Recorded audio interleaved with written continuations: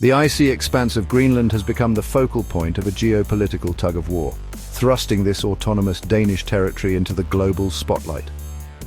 President Trump has reignited discussions about the United States potentially acquiring Greenland, a prospect met with mixed reactions. This renewed interest has further fueled Greenland's own internal debate. Should it strive for full independence or consider aligning more closely with the United States? This question has become even more pressing with Prime Minister Mute Ejedi's recent call for a snap election on March 11, 2025, where Greenland's future status is likely to be a central issue. Greenland's pursuit of independence is not new. The island has been on a trajectory toward greater autonomy for decades. In 2008, a referendum saw 75% of Greenlanders voting in favor of more self-governance. This desire for self-determination culminated in 2024, when the Greenlandic government formally declared full independence as its ultimate objective. This push for independence, however, is unfolding against a backdrop of heightened geopolitical tensions. The Arctic region, rich in natural resources and strategically important, has become an arena for competition between global powers. Russia, in particular, has been increasingly assertive in its Arctic claims, even encroaching upon Greenland's exclusive economic zone. Adding another layer of complexity, China has also been expanding its influence in the Arctic, promoting its Polar Silk Road initiative. This initiative seeks to integrate the Arctic into China's global trade network, raising concerns about China's long-term strategic objectives in the region. Greenland, finding itself at the crossroads of these competing interests, faces a pivotal decision: navigate the path to independence alone or seek a powerful ally. President Trump's renewed interest in Greenland stems from a combination of national security concerns and economic considerations. The island's strategic location, sitting atop the Arctic Circle, is of significant military importance, offering a potential vantage point for monitoring Russian and Chinese activities in the region. Furthermore, Greenland is believed to hold vast reserves of critical minerals, including uranium, rare earth elements, and potentially oil and gas. These resources are essential for various high-tech industries and are currently sourced primarily from China. Securing access to these minerals within Greenland aligns with the Trump administration's goal of reducing reliance on China and bolstering domestic supply chains. Trump has argued that acquiring Greenland would not only benefit the United States economically, but also strengthen its national security posture in the increasingly contested Arctic. The potential security threat posed by Russia and China in the Arctic region cannot be overstated. Russia has been rapidly expanding its military presence in the Arctic, reopening old Soviet-era bases and deploying advanced weaponry.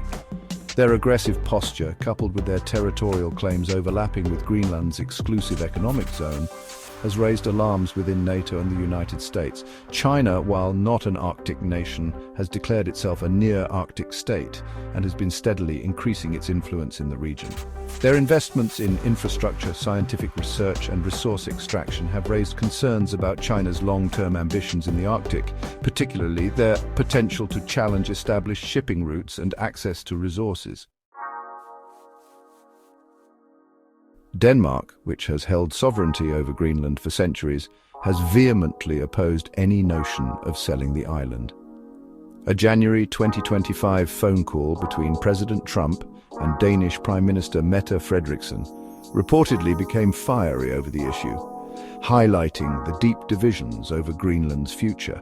In response to Trump's overtures and the escalating geopolitical tensions in the Arctic, Denmark has significantly bolstered its military presence in Greenland. Defense spending has been increased by over $2 billion, and Denmark has deployed additional troops, warships, and fighter jets to the region. This military buildup is intended to send a clear message. Denmark is committed to defending its territorial integrity and asserting its sovereignty over Greenland. While Denmark remains steadfast in its opposition to selling Greenland, there might be alternative avenues for the United States to secure its interests in the region without outright acquisition. One such option is the Compact of Free Association, COFA, a model that the United States has employed with several Pacific Island nations, including the Republic of the Marshall Islands, the Federated States of Micronesia, and the Republic of Palau. Under a COFA, The United States provides financial assistance, defense guarantees, and access to social services in exchange for exclusive rights to operate military bases and control surrounding airspace and waters. This arrangement allows the United States to project power and maintain a strategic presence in the region without assuming full political control. A similar agreement with Greenland could potentially address both US security concerns and Greenland's desire for greater autonomy, albeit with potential drawbacks. The path forward for Greenland is fraught with complexities. While the allure of complete independence is strong, the realities of geopolitical competition and economic viability cannot be ignored. Aligning too closely with the United States, whether through acquisition or a COFA, risks alienating Denmark and potentially provoking a backlash from within Greenland itself. Public opinion within Greenland regarding its future relationship with the United States and Denmark remains divided. While there is a growing desire for self-determination, support for becoming the 51st state remains low, with a recent poll suggesting only 6% favor such an outcome.